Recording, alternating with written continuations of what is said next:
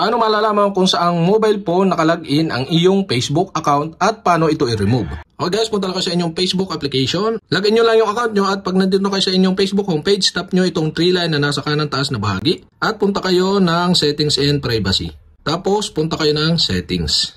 Dito sa Settings and Privacy, makikita nyo yung Account Center. Tap nyo lang. At pag dito nyo nakita yung Account Center, search nyo dito sa search bar yung Account Center.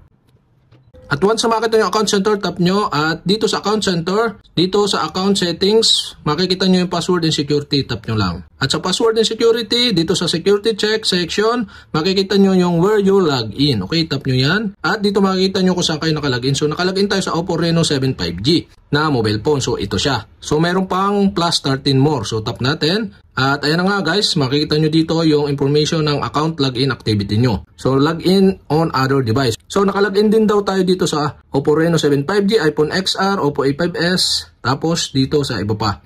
Yan. So sample natin kung paano siya i-remove. Halimbawa, dito sa may Oppo A5s, tap nyo lang at tap nyo yung logout button. At may magpa-pop up, tap nyo yung logout. At okay, you have been successfully logged out on Oppo A5s.